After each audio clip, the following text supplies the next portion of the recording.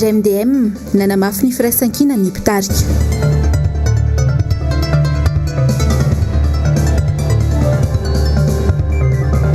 Fahantrana lalina misedra herisetra ny malagasy.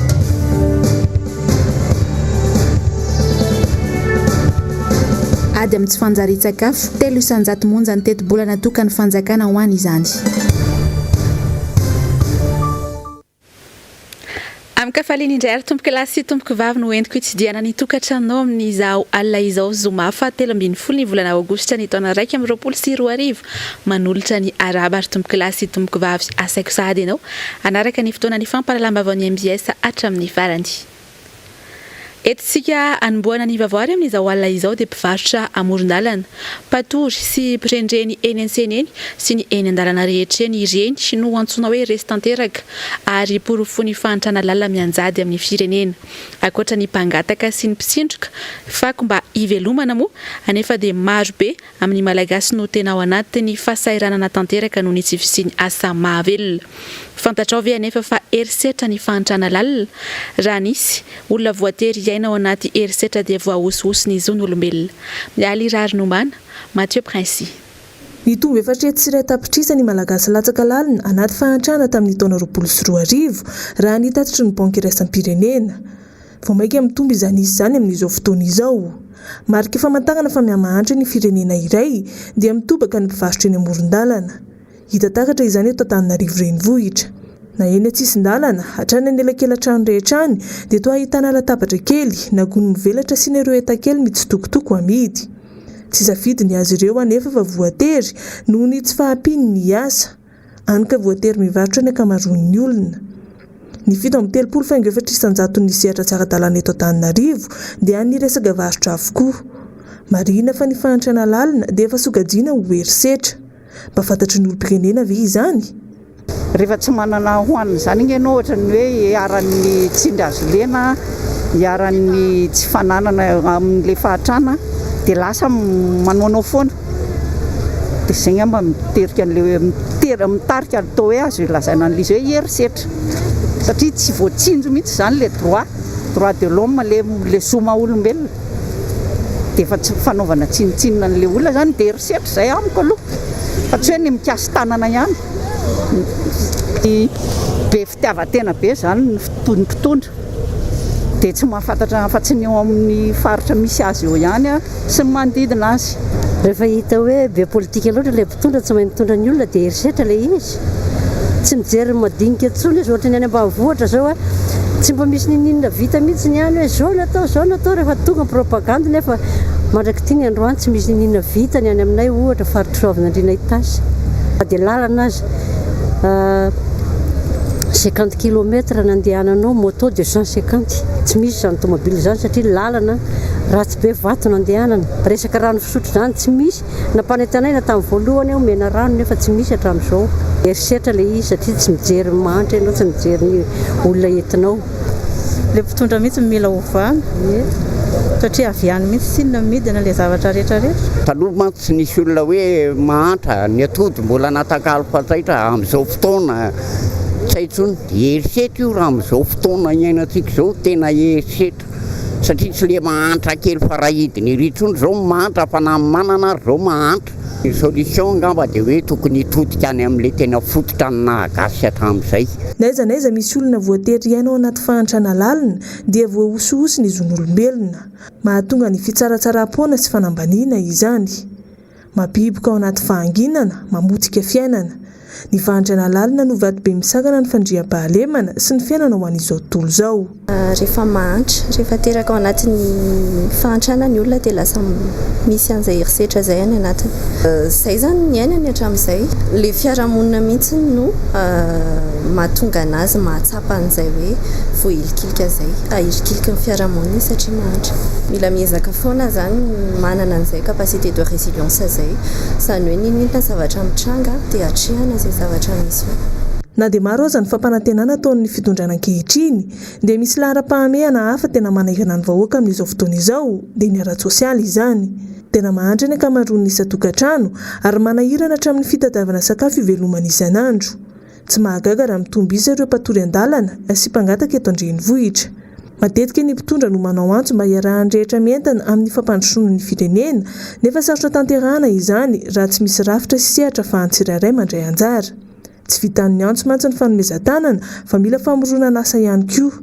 Mbola lavitrezaka nefa ny sehatra ny famoronana asa eto Madagasikara.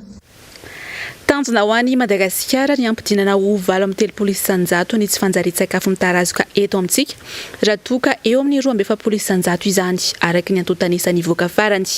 Izany no antom-pisiany vovonam-pirenena ina izay namarana ofisialy ny tsingeritaona fahadimy ny joroany androany tao an-drenivohitry Matsiatra ambony. Nzavandre Mahefa sy Andry Rakoto Malala. Mbola adogoavana trehana eto amintsika ny anafoanana ny tsy fanjarian-tsakafo. 300 amin'ny teti-bolam-panjakana amin'ny ankapobeny monja nefa no atokana ho an'ny fanjarian-tsakafo eto Madagasikara.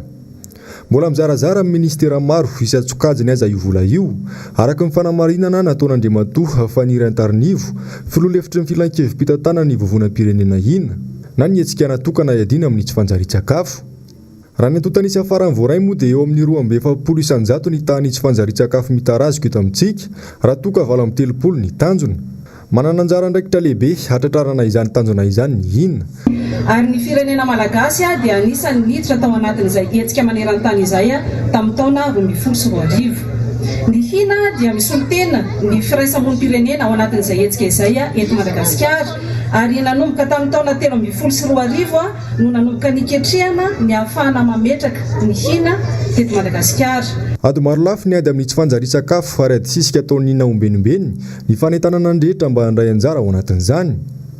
Nanindra mazava-dehibe ny fiaraha-miasa amin'ny sehatra tsy miankina raha teo ny solotena amin'ny fandarana asa amin'ny firenena mikambana ho an'ny sakafo na ny PAM nandritra ity fankalazana ny tsingeritaona ina ity. Ny sehatra tsy miankina dia mamokatra ny 50 hatramin'ny 20 isan-jato ny sakafo ary aty Afrika sy Azia dia anjakan'ny orinasa kely sy ny salatsalana. Ny orinasa amin'ny firenena andalam-pandrosoana dia very eo anelanelany 30 amby zato ka hatramin'ny 570 miliary de dollars isan-taona amin'ny fihena ny vokatra noho ny tsy fanjarian-tsakafo. Ny mpanjifa tsy ampy fidiram-bola eran-tany dia mandany hatramin'ny 80 isan-jato amin'ny vola miditra aminy amin'ny sakafo.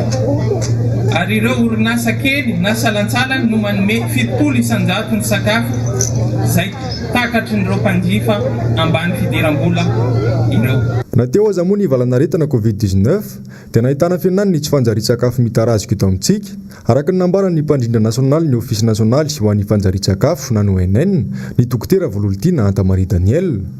Efa misy ankehitriny ny fanisana tao izay ahafahana mahalala ny antotanisa marina ary voaka tsy hoela izany araka ny fanamariany.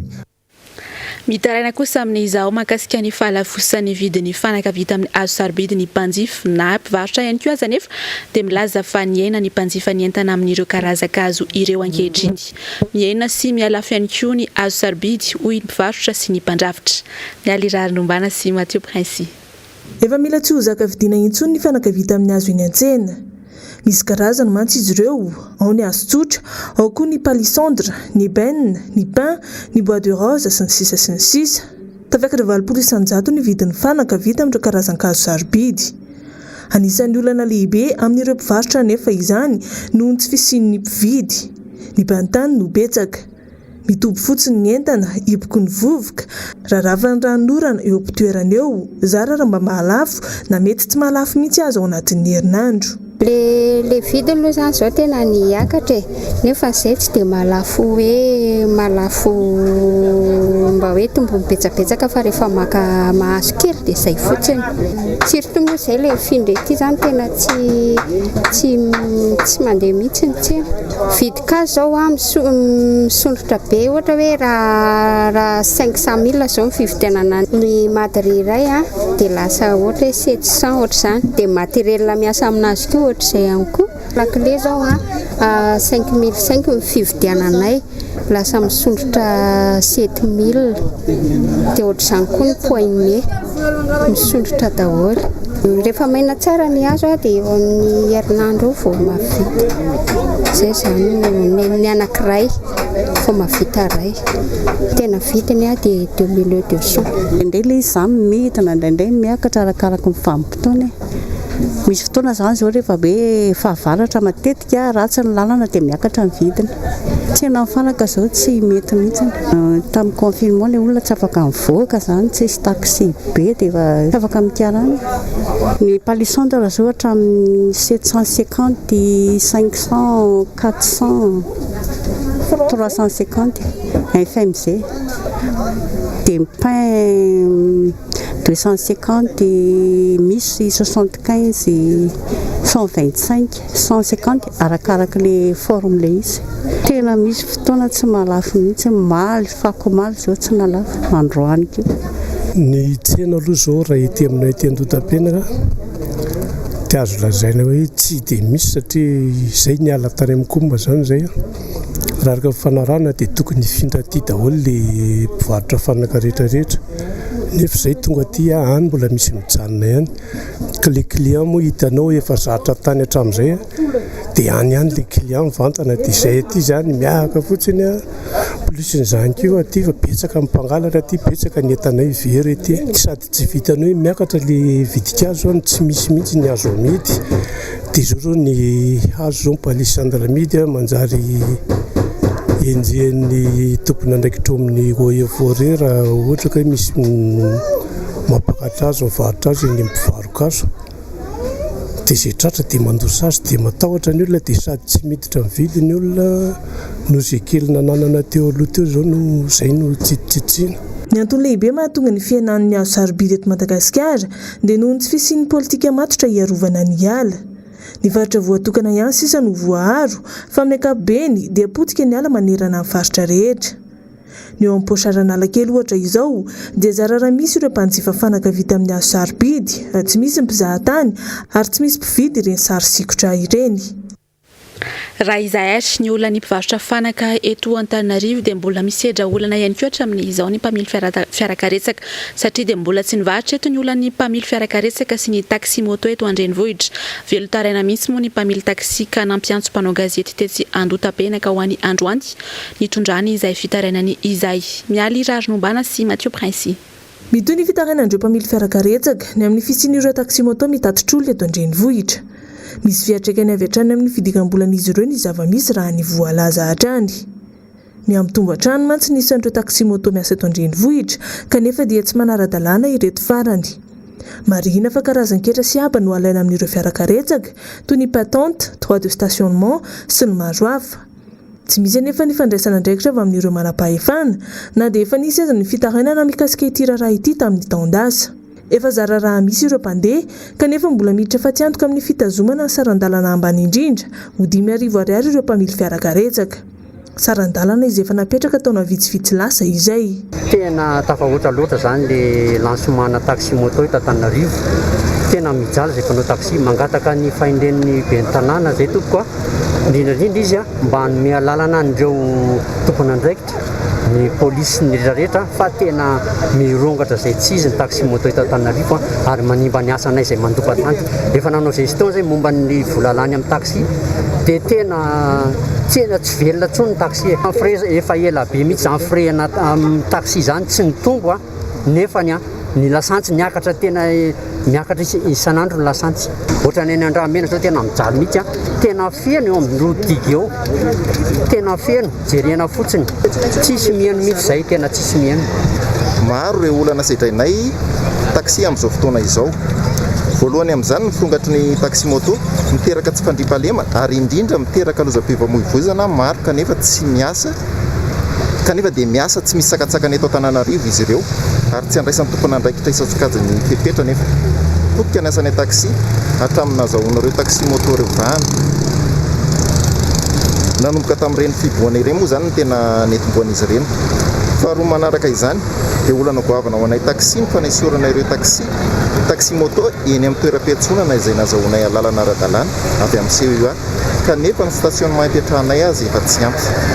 Any moa zany efa misy taratasy nataonay soni izay rehetra ireo nanangona soni zany dia ho alefanay any amin'ny ben'ny tanàna zany izay taratasy nataonay soni izay ho fanamafisana izao fitakiana ataonay izao matoky ny fahendren'ny zareo zany izay amin'ny fanafoanana angambany ny tena angatahanay hoe fanafoanana ny taxi moto.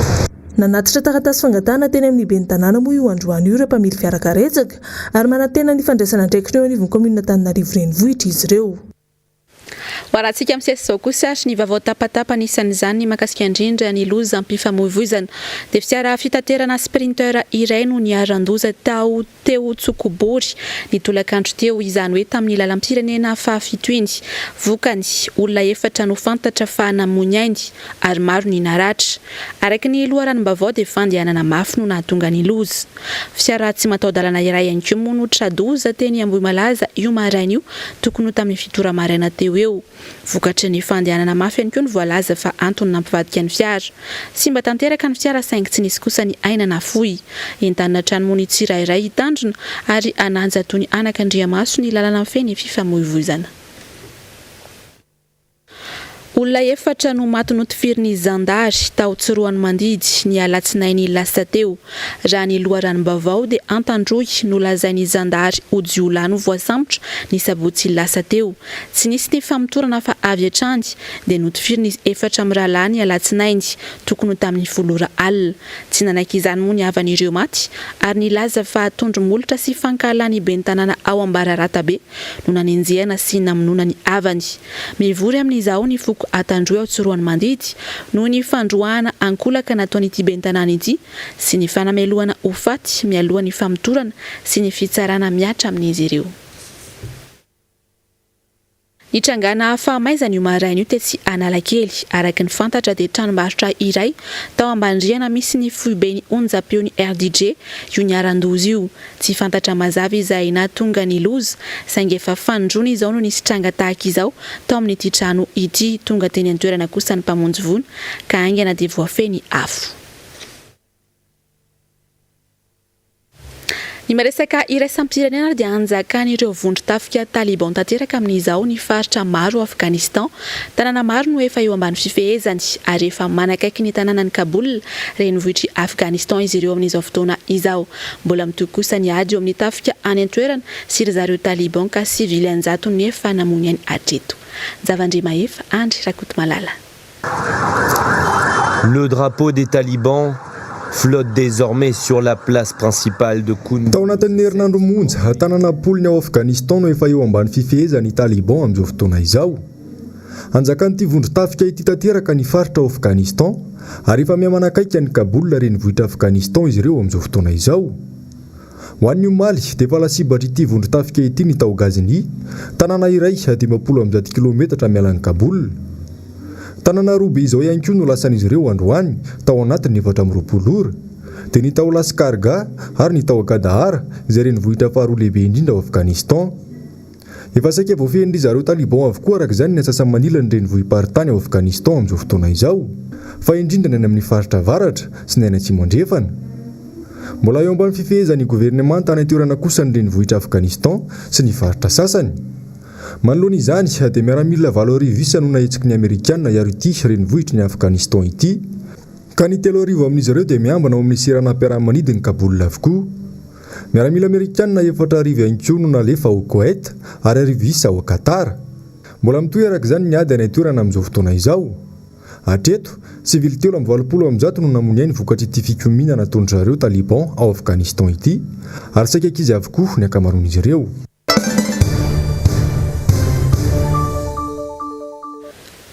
Androany dia noporofo ny mpikambana anatin'ny RMDM na ny rodoben'ny mpanohitra ho an'ny demokrasia eto Madagasikara ny firaisan-kina ananan'izy ireo nanamafiorina ny fifampitokisana sy ny firaisan-kina moa ny fiaraha-misakafo natao androany izay natrihany tsirairay tetsy amin'ny foibe toerany sy tetsy ampandrana Asinandria Malala sy Tokra Marolahy.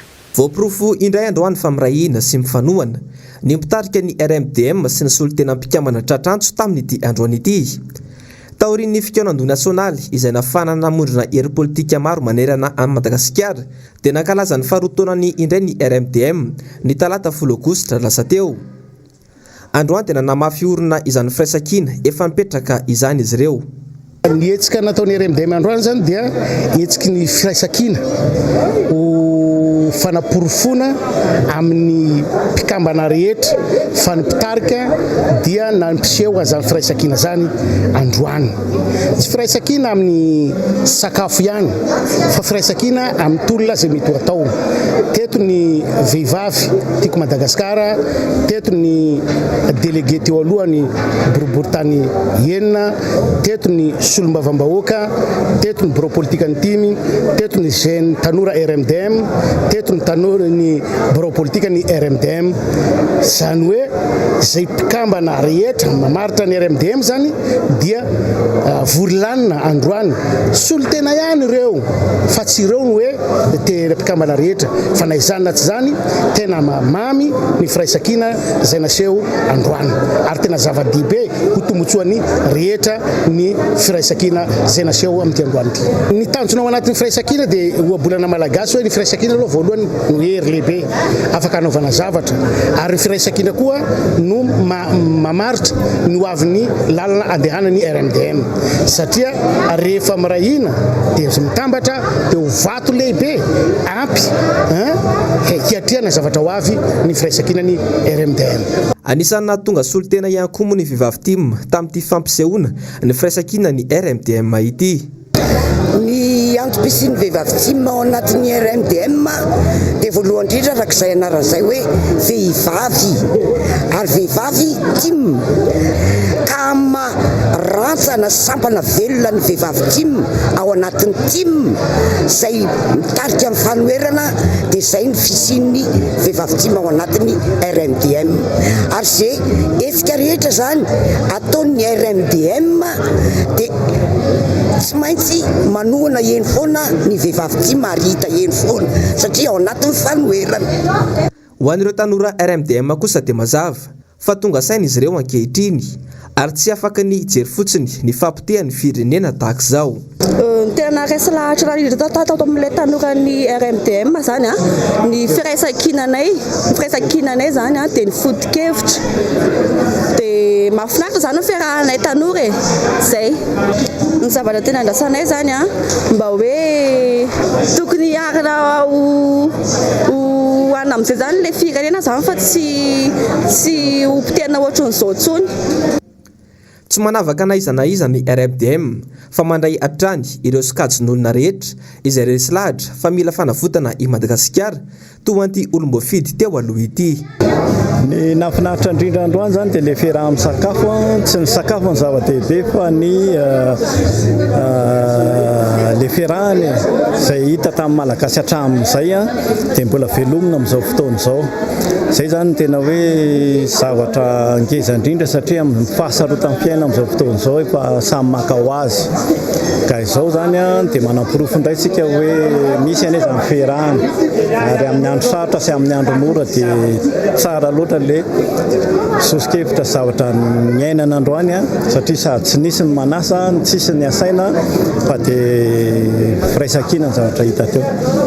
Nisy ihany koa ny olon-tsotra tonga nanatrika ity fampisehoana ny firaisankina ny RMDM tamin'ny androany ity. Ilaza ry zareo ao anatin'ity fitondrana ity na resaka na ino andraikitra zareo na ino dia milaza izy fa hoe magnano fampandrosoana hono izao fitondrana izao ary tena lazainy tena hoe tena sisy fampandrosoana koa izao ny tena ary tena miezaka ho izy ny fitondram-panjakana. Ka amiko manokana zany i olo milaza an'izay amin'ny tele io mivandovandy io amina manokana satria iny gn'atony ny fiaignany zareo any mety ny fiaignany zareo izy milaza an'izany satria ao agnatin'ny fitondrana izy.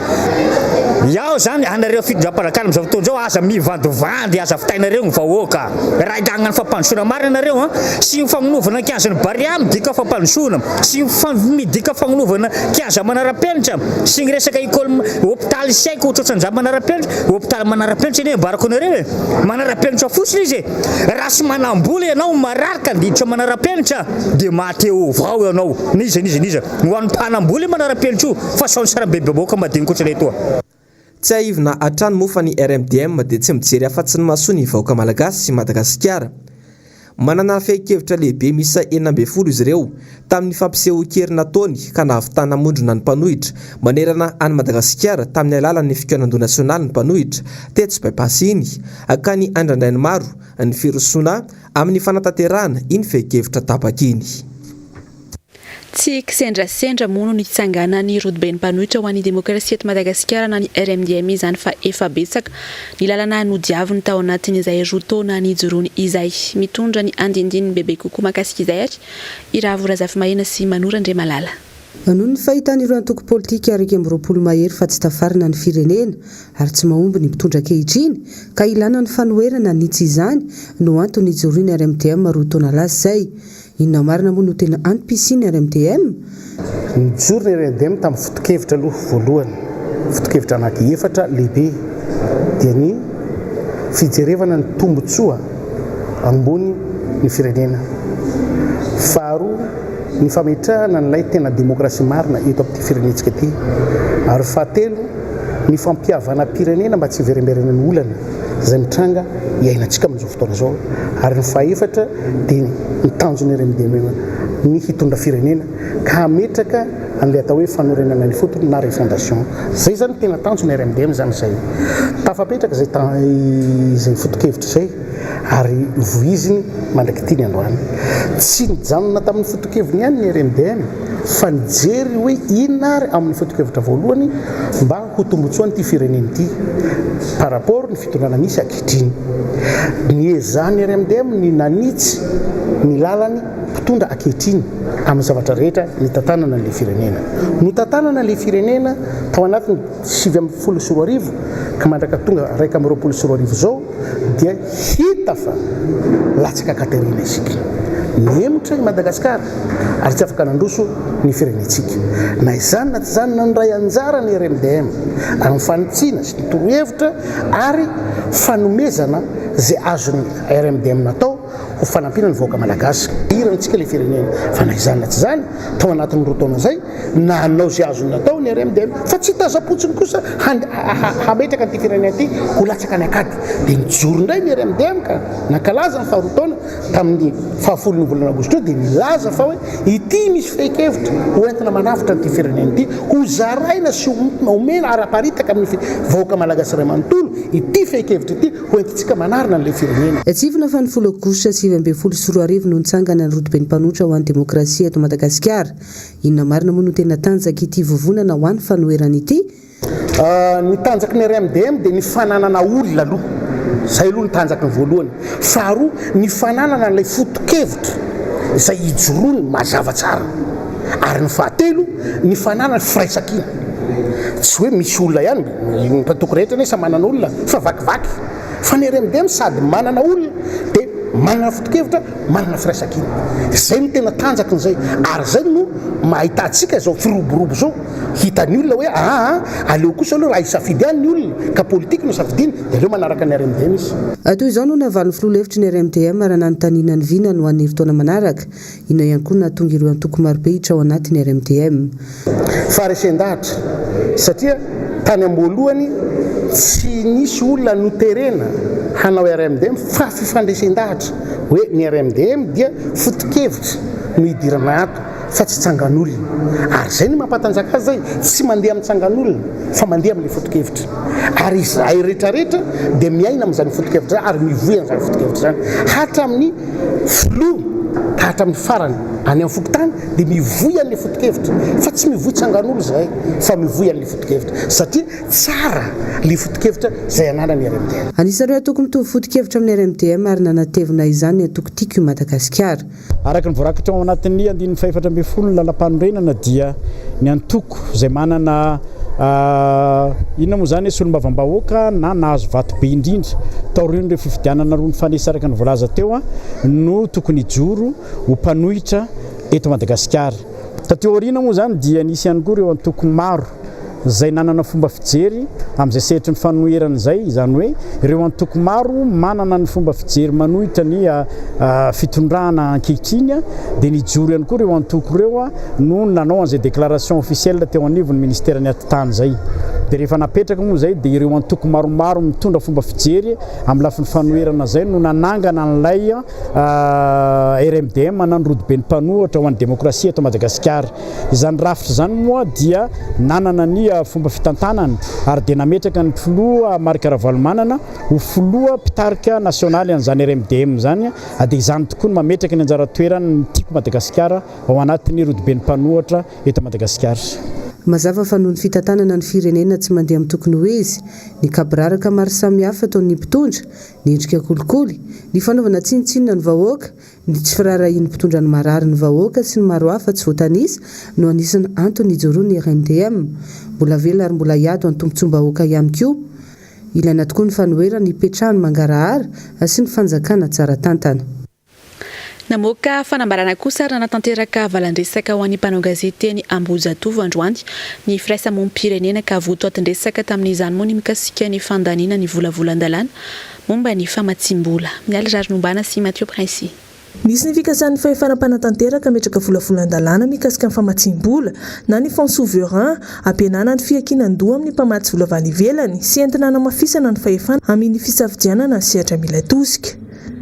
Nanambarany gouvernement fa wapetraka eny anivon'ny anteny mero volavolan-dalàna io izay tokony holanina amin'ny fivoriana ara-potoana manaraka. Ny fanipaka nefa ny faneho-kevitra noho tsy fisian'ny diga voasoratra amin'ilay lalàna sy noho tsy fisian'ny fangaraharaana tamin'ny fandaniana ilay volavolan-dalàna ny ampitsonina ampidirana izany. No esorina tao anatin'ny fandahara-potoana ny anteny mero ihany koa ny fandaniana azy taorian'izay. Antony goavana iray nanehon'ireo firaisamonim-pirenena ny hevitra izy ireo. Tahaka ny lalàna paky dia nolanina tanatin'ny fahamehana ny volavolan-dalàna momba ny fonds souverain. Tsy natao tatitra momba ny fandaniana ty lalàna ity ny filakevitry ny gouvernement izay nandany azy tamin'ny 12 Aogositra 2024. Ny anteneram-pirenena dia nandany azy kosa ny ampitsony ka 920 monja ny député nandany azy, 320 nanaiky ary 3 kosa no nitsipaka. Ny andrin'ny fahenina amin'ny lalam-panorenana nefa dia mamaritra fa ny lalàna dia maneho ny safidim-bahoaka. Tokony hiara hiasa amin'ny famolavolana io lalàna io araka izany ny olom-pirenena, ny vondrom-bahoaka, ny fiarahamonim-pirenena ary ny sehatra tsy miankina. Noho izany, izahay fiarahamonim-pirenena manao sy ny ity fanambarana ity dia maneho ny tsy fankasitrahana, ny fanafainganana sy ny tsy fampihan'ny mangarahara ary ny tsy fampihan'ny fakan-kevitra mahakasika ny fandaniana io volavolan-dalàna mikasika io famatsim-bola io. Manapirofo ny fangatahana izy ireo araka ny voalaza hatrany tsy fahafantaran'ny olom-pirenena maro ny mombamomba ity volavolan-dalàna ity sy ny tombotsoa azo avy amin'izany. Aiza moa zany le hoe vola be ananantsika avy aiza? Tsika isatoana miady hoe aizaka ny vola ahafahantsika miasa hoe ahafahan'ny fanjakana miasa. Aiza tsara zany ny eritreretin'ny fanjakana angalana an'izay vola izay efa nantany zay efa rotony zay nantany tsy nahazo valiteny ary eo moa zao mandeha zany zao io volavolan-dalàna io mbola mimetraka fanontaniana foana zay izay tsy voavaly anefa mbola tsy mipetraka tsara le mangarahara le tamberina andraikitra sy le hoe fampandraisana anjara ny olom-pirenena amin'ny fampiasana ny vola dia heverina fa mbola tsy mipetraka le hoe fonds souverain izay tsy fantatra hoe avy aiza makaiza. Nanamafy hatrany ny firaisamonim-pirenena fa tsy ilaina ny lalàna raha tsy tanterahana araka ny tokony ho izy satria mety ampidi-doza. Fiarahamonim-pirenena misy 20 moa no nanasony io fanambarana io. Andrasana kosa amin'izao ny fiovoan'ny mpikambana vaovao anatin'ny gouvernemanta nazava kosa nefa ny hevitry ny mpanao politika iray mpikambana eo anivon'ny rodobeny mpanohitra ho an'ny demokrasia androany fa tsy ireo ministra ireo akory ny olana fa ny filohan'ny repoblika mihitsy no tsy mahay ny asany. Asinandria malala tokatra marolahy. Tsy afa-manoatra ireo ministra ny esorina tamin'ny toerany ireo raha toka tsy navita ny asanakinina taminy fa ny mpamebaiko mihitsy no olana. Tsy fantatra mazava tokoa mantsy mandraka ankehitriny hoe hoentina makaiza tokoa i Madagasikara sy ny vahoaka malagasy amin'izao fisasahany taona izao satria mandraka tiany androany dia tsy mbola hita ny drafim-pampandrosoana ny firenena na ny PGE, Programme Général de l'État. Io ny ao anatin'ny fitondrana dia hoe izay zavatra mety amin'ny zareo eo vanona mpikambana gouvernement. Raha noana tokony fanare mamelo mahatontonany mpanjaka aloha efa fantareo tsy hoe tsy mahay ange le ministre fa le fitantanana azy ny etapy mihitsy mahita hoe inona tena lara-pamena inona zavatra tokony atao mba tsy raviravitany oatra zao zero nge ny vidin'ny solika iraisam-pirenena efa midina ny vidin'ny baril nifa dia le orinasa mpamatsy solika atsika le matanjaka be reo a tsy mihetsika mihitsy tsy manao zay tokony atao mba hitsinjovana ny vahoaka tsy misy miteny amin'ny orinasa mihitsy aza manakarenonareo fa ny ilaina dia ifampitsinjovana zany hoe ny rariny sy ny hitsiny zany ny hitsiny a dia manzoa madinika koa jalo misy ange zao ny vahoaka zany ny atoko fanare dia manao an'izay amboarina mihitsy zany tsy hoe tsy vahaolana le fanovana gouvernemanta fa ny RMD dia mihevitra alao hoentin'ny mpanohitra rehetra mihitsy indrindra ny RMDM mitona ty firenena ty mba hitantsika ny tena fandeha lisy raha izao aloha ohatra ny ararotina fotsiny hoe misy an'ity resaka valana retiny ity dia ararotina hoe ka misy an'io misy an'izao tsy ho ihany no mahatonga antsika ohatran'izao. Arak'izany dia tsy tokony ho alaolana ataony Andry Rajoelina ny valanaretina Covid-19 teto Madagasikara satria maro dia maro ireo firenena no efa tafiarin-dosahady taoriny ny valanaretina iny. Mazava fa ny tsy fahaiza-mitantana no anton'izao fahantrana lalina izao araka efa nambaran'ny filoham-panohitra Marc Ravalomanana Ombieny.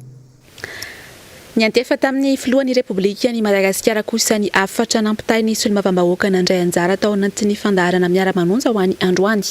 Nasongadiny tamin'izany ary ny paikady tokony ananana ny mpitondra fanjakana teo ihany koa ny mikasika ny tokony ataon'ny filoha ankehitriny eo amin'ny fandraisany izay ho mpiara-miasa vaovao aminy eo anivon'ny gouvernemanta indray.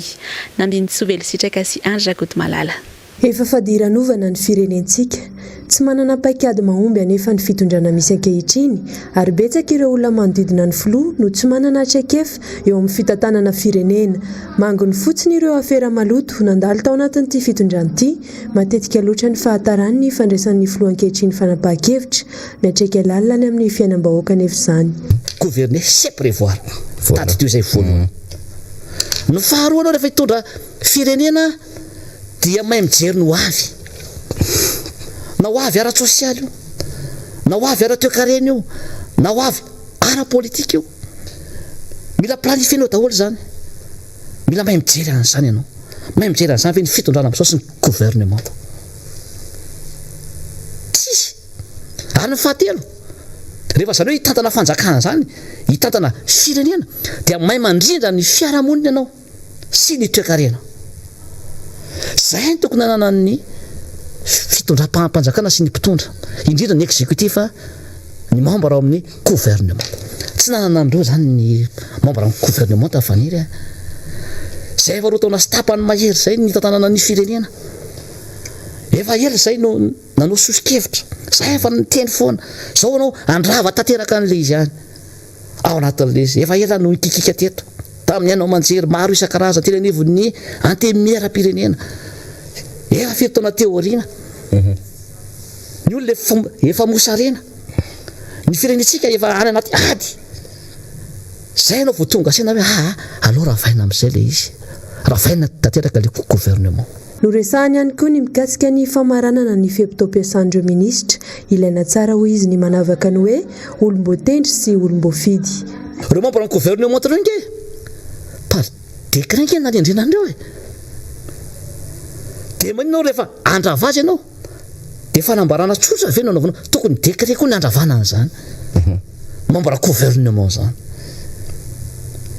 So dia tsy hainareo ary fa ny anatina ministère ankena directeur na ministère na directeur anivon'ny présidence na directeur any anivon'ny primature dia tsarovy fa any anatina conseil des ministres nge no anendrena an'ireny dia par décret ny anendrena an'ireny dia rehefa anala azy ianao dia tsy maintsy par décret no analana azy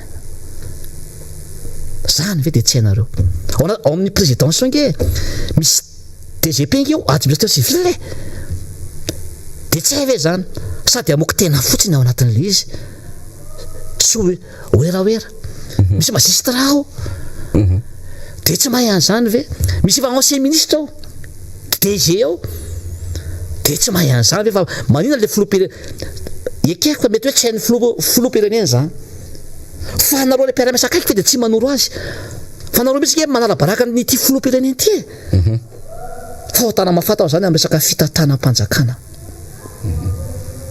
akoatriny mbola tsy fahaiza-mitantana zay mahazony vahoaka ny fahatelo mbola tsy mety amin'le fanafoanana le membre ny gouvernement tateo faniry de eo ihany ko le hoe tapitra ny fiam-potoana iasana fa ngamo nisy resaka teo hoe manomboka amin'izao tamin'ny 2019 de tsy maintsy tapitra tamin'ny 9 na 10 2021 ny asan'ireo hoe tsy hainareo hoe manavaka ny olom-bo tendry sy ny olom-bo fity firenena ikambanany Madagasikara ka tokony tsonjovon'ny filoha ny ampandroso azy indrindra eo amin'ny fisafidianana ireo izay andrafitra indray ny gouvernemanta vaovao.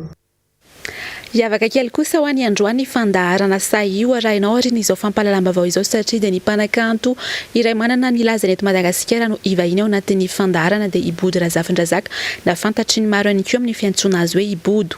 Isan'ny teboka nisongadina tao anatin'izany moa ny mbola ijoroany eo amin'ny lafiny politika fa indrindra ny naharesy lahatra azy hiditra ao anatin'ny antoko tiako Madagasikara. Nandritra izay 7 taona ny siny antoko izay. Ilaina ho izy ny fandraisana anjara ny vehivavy eo amin'ny sehatry ny raharaham-pirenena fa indrindra ny tokony ananan'ny vehivavy fahasahiana ijoro amin'ny lafiny rehetra. Ny vehivavy sy ny tontolo valiko amin'ny anakagny ny vehivavy sy ny tontolo politika satria mahakasika io mila fahavitriana ny vehivavy satria atsasamanila ny bola tany dia vehivavy avokoa. Atsasamanila ny ponina eto dia vehivavy. Ny dikan'izay raha ireo vehivavy ireo no tsy mandray andraikitra dia mavesatra ho an'ilay firenena ny mitondra an'ilay firenena mba amiratra zany ao anatin'ny ty bola tany ty. Ka mila omena lanja be dia be ny vehivavy. Dikan'izay dia mila ampianarana ny vehivavy, mila mahasana ny vehivavy, mila fahaizana mamakafaka izay hoe mandrantsofina, mifandranitra ihany koa ny vehivavy samy vehivavy ary fanakalo hevitra amin'ny lehilahy, mandray anjara ao anatina antoko mavitrika, mianatra, mitondra hevitra, miezaka mitondra hevitra ihany koa. Zany no hoe tena anjara toerana ny hoe tokony ho raisin'ny vehivavy izay tsy dia tena mbola tanteraka loatra amin'izao tsika miteny izao. Dia izaho izay tao amin'ny niaraka tamin'ny antoko tim hatramin'izay ka hatramin'izao dia ny fahareseko lahatra no nidirako tao izay tokony ataon'ny vehivavy mandinika aloha rehefa resy lahatra dia miditra ary miezaka mitondra ny anjara birikiny ahatanteraka izay zavatra kasaina. Izany hoe mila miteny aho, mila tsy manaiky aho raha misy zavatra tsy mety, mila manohana aho ary maneho hevitra amikery sy amikasahiny ao anatin'izay izay toeran'izay. Misy fifanandrinana be dia be satria na ao anatin'ny tokantrano range misy fifanandrinana fa ny hevitra tsy azo mampiazoazo, ny hevitra tsy azo tsy amin'ny olombelona, ny hevitra maro matakatavitra izay ny vehivavy no manana fahafahana bebe kokoa mandamina sy mamolaka, toka tsy mamolaka angambany, sy mandravina, mamono ny zoro rehetra fa mahatonga azy ho boribory ka alefaka kokoa ny sehatra ny fifampifehezana satria misy fifampifehezana tsy maintsy hajaina ihany koa ao. Dia izay no anisan'ny zavatra lehibe nandresy lahatra izay le hoe ny mpitarika dia amin'ny segondra no dia nianatra izay hoe ty tsisy alaharo fa dia tsy maintsy toe-tsaina toe-tsaina mandroso, toe-tsaina tsy mierika, izay mierika dia vongatsiry, toe-tsaina izany rehetrarehetra zany no nianarako tao ary nahatonga mbola tafatsanina mandraka ankehitriny ary izay raha teo moa zany dia toetra manokana izay tokony ho volen'ny vehivavy ao aminy dia ny miezaka ho marina tsy misy fa ny miezaka ho marina amin'ny foto-keviny, miezaka ho masaka amin'ny foto-kevitra io ary miezaka hampafantatra an'io sy hampandroso an'io, tsy miandry mpitarika io fotsiny satria ny vehivavy tokony efa hitarika amin'izay zao. toy izao ary ny fandaharam-potoana hoarahinao tamin'ny fahitalavitry ny MBS rehefa avy eo rehefa vita ny fampahalalam-baovao ny fandaharana global news mazava ho azy no arahanao rehefa avy eo reny izay kosa iny ady hevitra mafana sy hafa kely arahana amin'ny body razafin-drazaka iny fa iny bao razafy mahefa sy arifina rahely iso aoriny izay ny oronan-tsary mitoy ny Vampire Diaries aoriny izay kosa ny oronan-tsary na ny filma mitondra ny lohanteny hoe Escort Girl en classe affaire ny tenako mametraka ny veloma mandrapitafa ho amin'ny rapitsindray tompoko